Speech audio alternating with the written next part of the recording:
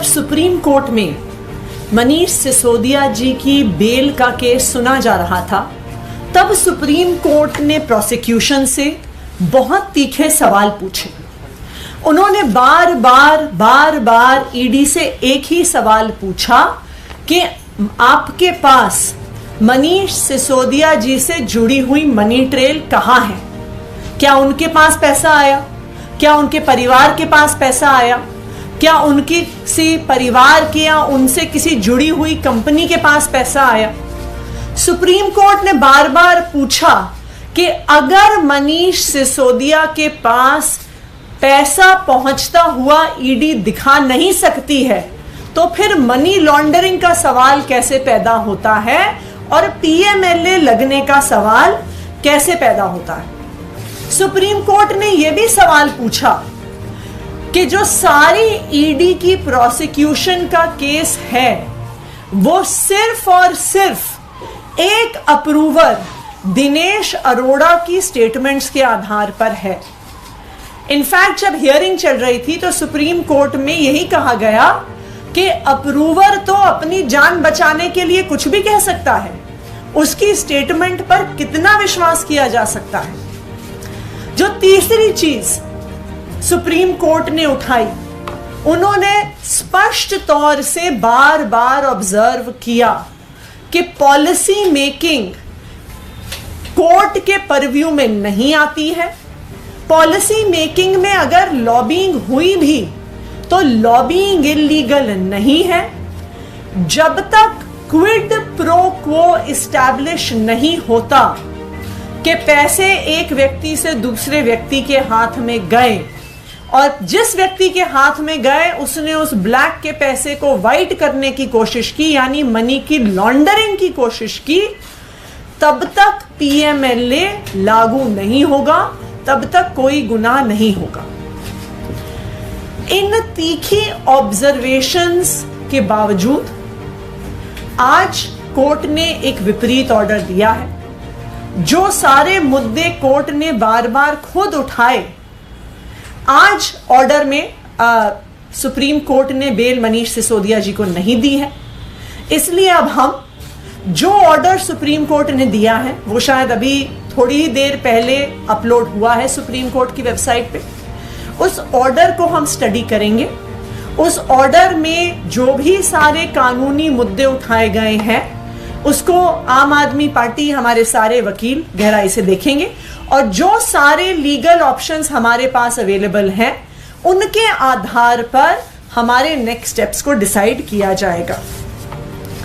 Supreme court का हम सम्मान करते हैं, लेकिन उस सम्मान को करते हुए भी हम बहुत सम्मान पूर्वक ये कहना चाहते हैं कि हम आज जो सुप्रीम कोर्ट ने निर्णय दिया है उस निर्णय से असहमत है और उस निर्णय को लेकर आगे क्या क्या कानूनी कार्रवाई हो सकती है उसको बिल्कुल एक्सप्लोर करेंगे। आम आदमी पार्टी एक ईमानदार पार्टी है। अरविंद केजरीवाल और मनीष सिसोदिया के नेतृत्व में जो दिल्ली सरकार चली है और आज भी चल रही है, आज तक 1 रुपए के भ्रष्टाचार में भी कोई भी आम आदमी पार्टी का नेता शामिल नहीं हुआ है। आम आदमी पार्टी ईमानदार थी, ईमानदार है और ईमानदार रहेगी। और मुझे आज भी इस बात पे पूरा भरोसा है कि आम आदमी पार्टी पे कितने केसेस होते रहें, लेकिन आखिरकार एक भी पैसे के भ्रष्टाचार का सबूत सामने नहीं आएगा, क्योंकि ना आम आदमी पार्टी ने कभी भ्रष्टाचार किया है ना कभी भ्रष्टाचार करेगी। धन्यवाद। मैम, लेकिन 338 करोड़ रुपए का एक नया आंकड़ा अब देखने को मिल रहा है। आर्गुमेंट के दौरान 338 करोड़ का कोई रेफरेंस नहीं था, लेकिन कहीं ना कहीं लग रहा है उसी आधार पे बेल रिजेक्ट हुआ। देखिए, ये 338 करोड़ क्या है, ये तो एक बार ऑर्डर आएगा तो उसको स्टडी करना पड़ेगा। लेकिन जो पॉइंट सुप्रीम कोर्ट ने खुद उठाया था कि ये पैसा मनीष सिसोदिया के पास पहुंचा या नहीं पहुंचा, क्या उनके पास पहुंचा, क्या उनके किसी परिवार के व्यक्ति के पास पहुंचा, या उनकी किसी परिवार से जुड़ी हुई किसी कंपनी के पास पहुंचा, ये सवाल, इस सवाल का जवाब तो आज भी वही है। क्योंकि ईडी के अपने आरोपों में भी मनीष सिसोदिया के पास कोई भी पैसा पहुंचते हुए वो नहीं दिखा रहे हैं। तो ये 338 का फिगर क्या है, ये सुप्रीम कोर्ट की बहस में नहीं आया था आज तक।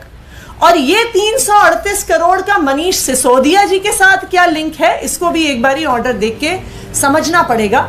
लेकिन जैसे मैंने कहा, आम आदमी पार्टी एक ईमानदार पार्टी है। चाहे कितने भी आरोप ईडी, सीबीआई, दिल्ली पुलिस लगा ले, कोई भी सबूत साबित नहीं होगा, क्योंकि आम आदमी पार्टी ने ना आज तक 1 रुपए का भ्रष्टाचार किया है, ना करेगी। लेकिन देखिए, ये जो पूरा मामला है, इसमें आप पर आरोप लग रहे हैं। बीजेपी के जो सांसद हैं, वरिष्ठ नेता हैं, वो ये कह रहे हैं कि अब आपके शीर्ष नेतृत्व यानी कि मुख्यमंत्री की ओर इशारा कर रहे हैं कि उनके भी जेल जाने की बात। देखिए, भारतीय जनता पार्टी ये चाहती है कि कोई उनका विरोध ना करे। भारतीय जनता पार्टी ये चाहती है कि कोई उनके ऊपर सवाल ना उठाए। भारतीय जनता पार्टी ये चाहती है कि कोई उनके भ्रष्टाचार को उजागर ना करे। भारतीय जनता पार्टी ये चाहती है कि वो पिछले दरवाजों से चुनाव जीते, क्योंकि वो ईडी और सीबीआई का प्रयोग करते हुए अपने सभी विपक्षियों को खत्म कर दे। आज अगर आप देखिए, चाहे आम आदमी पार्टी हो, चाहे टीएमसी हो, चाहे कांग्रेस हो, चाहे डीएमके हो, जो कोई भी पार्टी भारतीय जनता पार्टी के विरोध में खड़ी है, उनके खिलाफ पूरे सरकारी तंत्र का ऊपर से नीचे तक प्रयोग किया जा रहा है। ये पूरा देश देख रहा है कि किस तरह से एजेंसीज का इस्तेमाल करके सभी विपक्ष की पार्टियों पे हमला करने की कोशिश की जा रही है। और अगर भारतीय जनता पार्टी के नेता ये आरोप लगा रहे हैं, ये ऐसी ही बात मीनाक्षी लेखी जी ने संसद में कही थी। जब संसद में दिल्ली सर्विसेज बिल पर बहस चल रही थी और विपक्ष के किसी नेता ने सवाल उठाया था, तो उन्होंने तो सदन में ही बोल दिया था कि अब आपकी ईडी में अरेस्ट होने की बारी है, अब आपकी जेल जाने की बारी है। ये भारतीय जनता पार्टी के सत्ता का अहंकार है, लेकिन इस सत्ता के अहंकार का जवाब देश की जनता देगी। Thank you.